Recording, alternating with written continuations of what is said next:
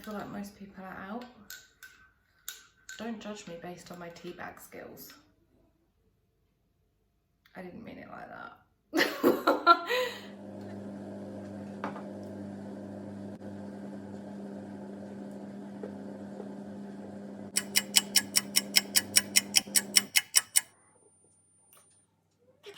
Today, I thought I'd sit down and talk through my Botox and filler story. BRB. Hi guys, welcome back to my channel. If you are new here, hello, welcome. My name is Scarlett. I am gonna do another long video. Soz. It seems I can't do short videos. I think I've learned that. So maybe next time we'll do a short one. Anywho, if you are new here, welcome. Please subscribe. It would mean the world to me. And yeah, let's crack on. Yesterday on my Instagram, I popped up a question box on what you'd like to see in terms of answers about Botox and fillers, and I am going to do my best to answer all of those questions. As you all know, I film on my phone, so I'm having to use my work phone to look at the questions. Anyway, you guys sent loads of questions. I mean, it's still going, so thank you for that. There were loads of questions that were very similar, so I'm going to kind of group them together. Said this last time and I just ended up rambling on about my whole boob job experience, so it's probably going to happen again. Just a little warning, if you are squeamish, I would probably skip past some of this video. I'll put the timing in the description box below as to when I'm going to insert the clip of me actually having the fillers done. Blah, blah, blah, blah, blah. Let's get on with the questions. So, firstly, I will just explain to you that I have had both Botox and fillers. I've had fillers in my mouth, in my lips, and I have had Botox on the top half of my head. First question, who do you go to for your fillers and Botox? So I go to two different people. I go to a doctor for my Botox, and for my filler, I now go to a, she's an aesthetics nurse, but I did actually have an experience with somebody else at some point in this video. I'll try and talk about that as well. So two different people. I could have the fillers with the doctor, but he uses a, what's it called? Dental block. And yeah, I'm not about that life. So two different people. I will pop the names of those people over on my Instagram, which is at scarlets_world_. If you want to see who they are, I'll pop them over and tag them in this post as well. Does Botox fully paralyze the area, or is there a little bit of movement? This is completely dependent on what you want. So when I go, I don't have a lot of Botox. They don't really tell you how much they put in actually. Anyway, I don't have enough to completely paralyze my face. As you can see, I've got a good frown line going on, which is normally where I have my Botox, so it does wear off after a little while. Do they inject the Botox in milliliters like they do with filler? Good question. I just asked myself that question and I don't know. If I find out, I'll pop it in the description box below and I will let you know. Have you seen the way they do tear trough filler? I want it done, but I'm scared. That's here, isn't it? I haven't seen it, and personally, I wouldn't, because I had Botox around my eyes to try and get rid of the little, I don't know what they're called, crow's feet? I think they're called crow's feet. I had Botox here to try and get rid of that, and honestly it was the worst decision I ever made. It completely changed how I actually smiled. I've naturally got quite a big mouth and a big smile, and it kind of pushed down here and limited my smile. So when I was trying to smile, it was like I really had to force myself.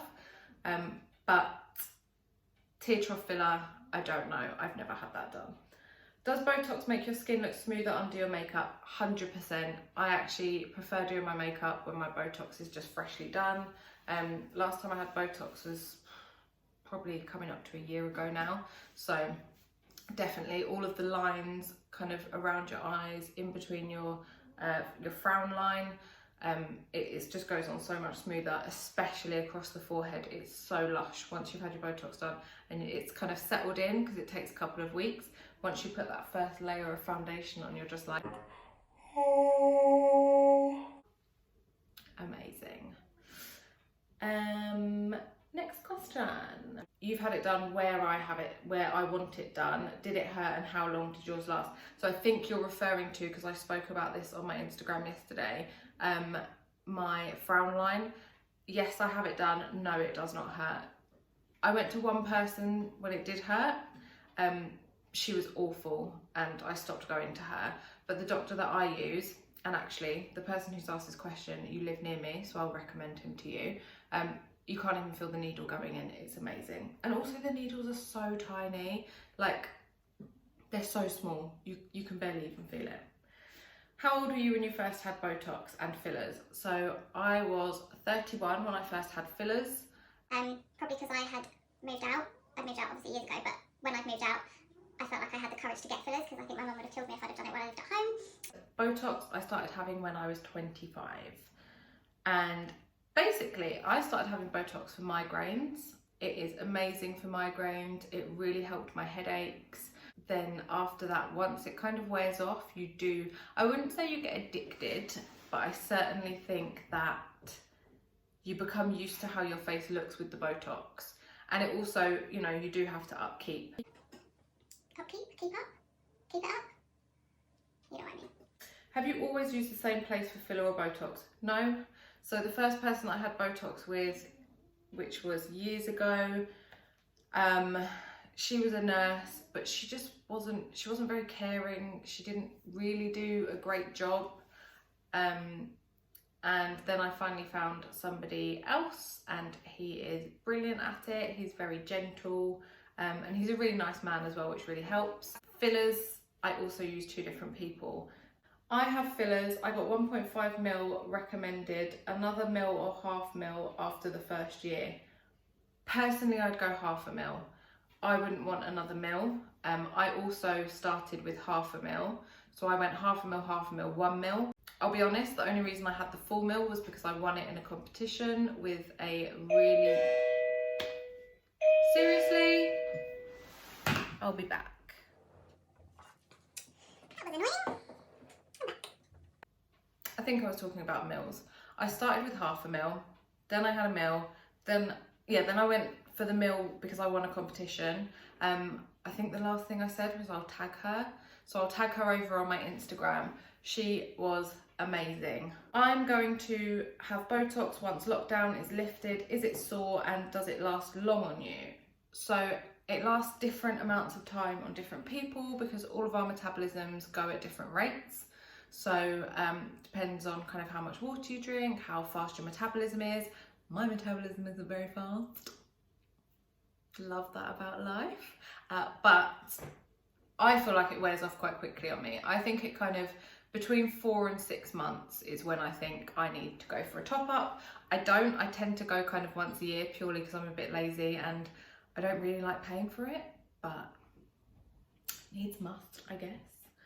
What made you want Botox? So originally it started with the migraines and then obviously it becomes, again, not addictive. I'm not addicted to it, like I don't need it, but I do like to have it. I feel like it lifts my eyebrows. I feel like I look more awake when I have it, more refreshed. Yeah, originally migraines. Now I would say it's more about preventing wrinkles in the future and also just having that kind of bright, fresh face that I like.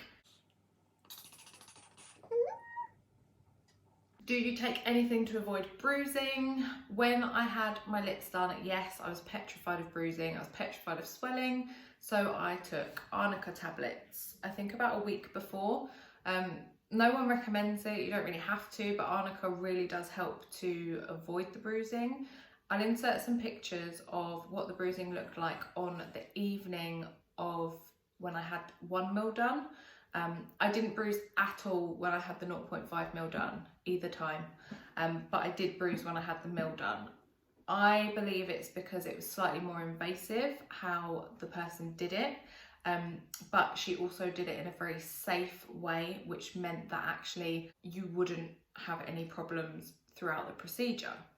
So I was quite happy to accept the bruising, knowing that she'd actually done it in a really safe way. Do you bruise? Yes, obviously. As I just said, I did bruise the second time. It wasn't awful. Actually, it wasn't really bad at all. But obviously you could tell that I'd had something done. I don't have a question, but I have them all the time. I love Botox and fillers. Girl, me too. And honestly, I'm one of those people, if I won the lottery, I would have everything done. Everything. Like, I don't judge people who have facelifts, liposuction, whatever you want to have done, have it done. If you've got the money for it, have it done. But make sure you have it done for you. It's not for anyone else. It's not to look like anyone else. It's not to make your body like anyone else's body. It's because you want it done for yourself. Preach. Sorry about that. Were you scared your first time? I don't remember with Botox, probably, because I'm not really a needle fan. Fillers, yes. I was really nervous. I remember driving down there and I'd coated my lips with Emla cream, so the numbing cream. And I just drove, sat in the car, like literally shitting myself. And then it's over within 5 minutes. So that was literally nothing to be scared of. Ever had an experience where the cream hasn't worked? No. What I would say is, the last time I had them done, when I had the mill done, she started on the top lip. So obviously the numbing cream had started to wear off on the bottom lip by the end of the procedure. It's not comfortable, it's not horrific, but it's not comfortable. How regularly do you have it done? I would say I aim to go once a year. Sometimes I'd have it done more regularly, like if I've got a bit of extra cash. Can you feel the needle? I think, again, that depends. I don't really think you can feel it going in. Sometimes I think you can feel it coming out. This is probably a good point to talk about, actually, my last experience of lip fillers. So I won a competition with BTL Aesthetics, I think, don't quote me. I will tag her over on my Instagram. And she uses a technique called Aspiration Technique. So I'd only been to one person before who basically walked in, filled in a form, sat on the bed, 10 minutes, she stuck some numbing cream on, and then after that, she just literally laid me back and started injecting. Like, it was, wow, this is quick. When I went to Natasha, she sat me down, she spoke to me for about 25 minutes, probably 20-25 minutes before we actually even got anywhere near to the procedure. And she told me that she uses this technique called the Aspiration Technique, which is basically where she puts the needle in and then she withdraws slightly on the syringe. This is so that she can see if there's any blood as she pulls back. Because if there's blood, it means you've hit a blood vessel, which means that you'd actually put the filler into a blood vessel, which would block the blood vessel, which is why all of these people end up with these horrific lips.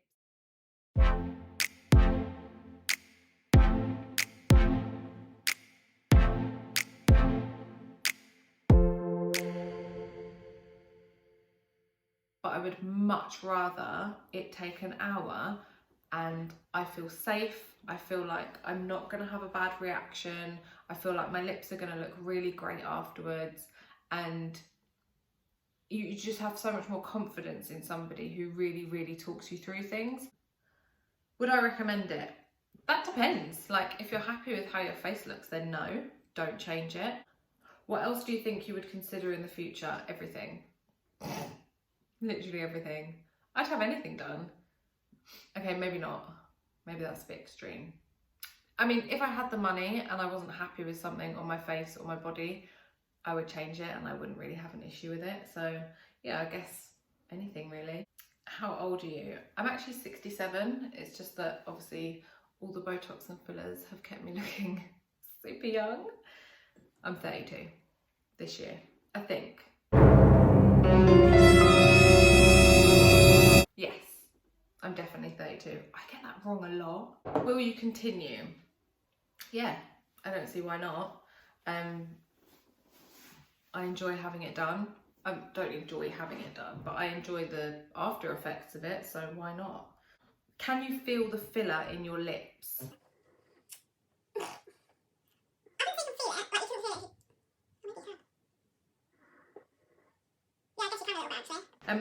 I don't think you can feel it. Like you can feel it feels a bit harder, but that's just like feeling your earlobe and feeling the fat inside your earlobe.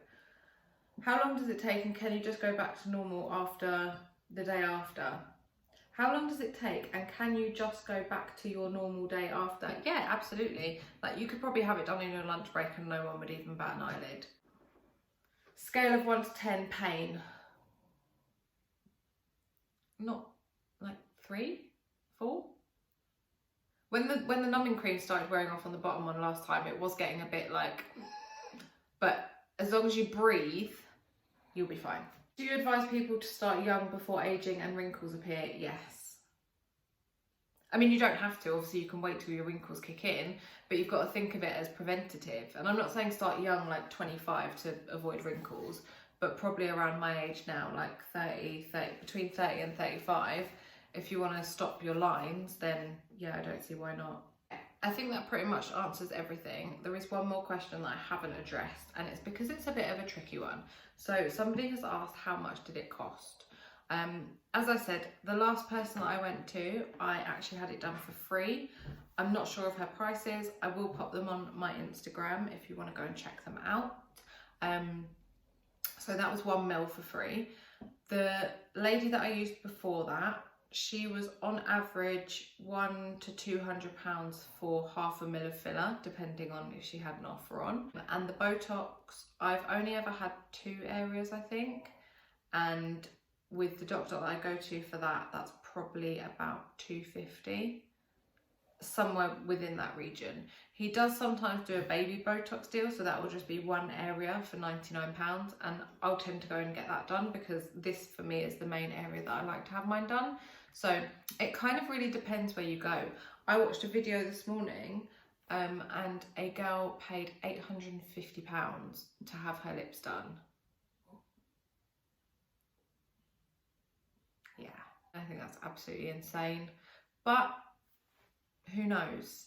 She might have known someone that went there and they had really good reviews. She said it was a Harley Street doctor, but I don't really think that that makes a huge difference. Smack me on the wrist if I'm wrong, it might do. I might be giving you completely false information, so don't listen to me, don't take my advice, because I am just a human being doing a video. But yeah, I think it completely depends on where you go, who you go with. That brings me to the end of my video. Thank you so much for watching. I hope I answered all of your questions. If you do have any other questions, just stick them in the comments below and I will be sure to answer them. If you do want to see some more footage on it or any more Q&As that I've done on Botox or fillers, head over to my Instagram. If you enjoyed the video, please give it a big thumbs up, please subscribe and hit the little bell if you want to be notified when I post a new video. See you soon.